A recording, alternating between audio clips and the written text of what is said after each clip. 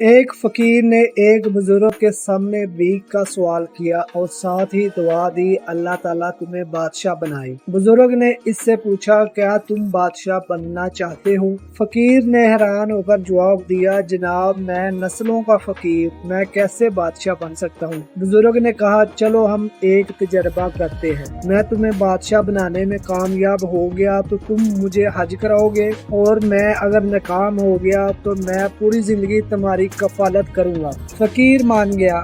بزرگ نے اس سے کہا، تمہاری جیب میں کتنے پیسے ہیں؟ فقیر نے پیسے گنے، وہ 30 روپے تھے۔ بزرگ نے اسے مٹھائی کی دکان پر بھیجا، 30 روپے کی جلیبیاں منگوائیں، سامنے بے روزگار مزدور بیٹھے تھے۔ بزرگ نے اسے حکم دیا، تم یہ جلیبیاں ان مزدوروں میں تقسیم کر دو۔ فقیر گیا اور جلیبیاں مزدوروں میں بانٹ آیا۔ بزرگ نے اسے ساتھ بٹھا کر کھانا کھلایا اور حکم دیا، تم گھر چلے جاؤ، 30 دن انتظار کرو اور دیکھو اللہ تعالیٰ کی طرف سے کیا پیغام آتا ہے۔ فقیر چلا گیا۔ وہ تیسرے دن دوڑتا ہوا بزرگ کے پاس آیا، وہ خوشی سے چھلانگے لگا رہا تھا۔ بزرگ نے وجہ پوچھی۔ فقیر نے بتایا، مجھے پچھلے مہینے ایک کلرک نے بھیک میں پرائز بانڈ دیا تھا، میں نے وہ بانڈ سنبھال لیا، آج وہ بانڈ نکل آیا، میں بیٹھے بٹھائے 3 لاکھ روپے کا مالک بن گیا۔ بزرگ مسکرائے اور اس سے کہا، یہ بانڈ تمہارا نہیں، اس کا مالک وہ ہے جس نے تمہیں یہ بانڈ دیا تھا، تم بانڈ کے مالک کو تلاش کرو،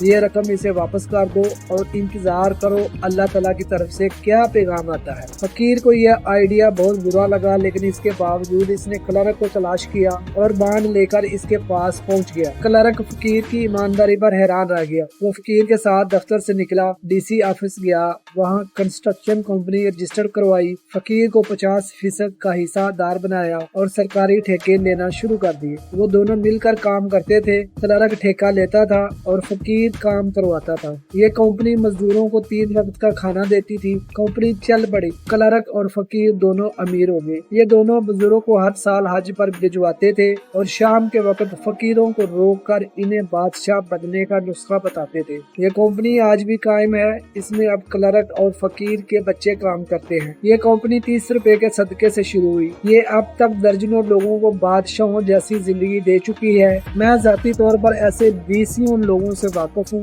جو جاہل بھی ہیں، نالائق بھی اور غیر محتاط بھی، لیکن ان پر اللہ تعالیٰ کا کرم برستا رہتا ہے۔ میں نے جب بھی تحقیق کی، مجھے اس کرم کے پیچھے ہمیشہ صدقہ اور خیرات ملی۔ یہ دل کے سخی اور ہاتھ کے کھلے ہیں۔ میں نے ایک اور چیز بھی مشاہدہ کی، انسان اگر صدقہ کرے اور ساتھ ہی عاجزی اختیار کر لے تو دولت بھی ملتی ہے اور عزت بھی، کیونکہ جس طرح خوشحالی کا تعلق صدقے سے ہے، بالکل اس طرح عزت عاجزی سے وابستہ ہے۔ آپ جتنا جھکتے جاتے ہیں، آپ کی عزت میں اتنا ہی اضافہ ہوتا جاتا ہے۔ آپ اس معاملے میں اولیاء کرام مثال لے لیجئے۔ اولیاء کرام میں عاجزی ہوتی ہے، چنانچہ ان کے مزارات ہزار سال تک آباد رہتے ہیں۔ یہ کھلے دل اور فراخ ہاتھ بھی ہوتے ہیں، چنانچہ ان کے درباروں پر ان کے انتقال کے بعد بھی لنگر چلتے ہیں اور بادشاہ مال و متاع لے کر ان کی درگاہ پر حاضر ہوتے رہتے ہیں۔ اگر آپ کو یہ ویڈیو پسند آئی ہے تو لائک ضرور کریں، شیئر کریں اور کمنٹ بھی کریں۔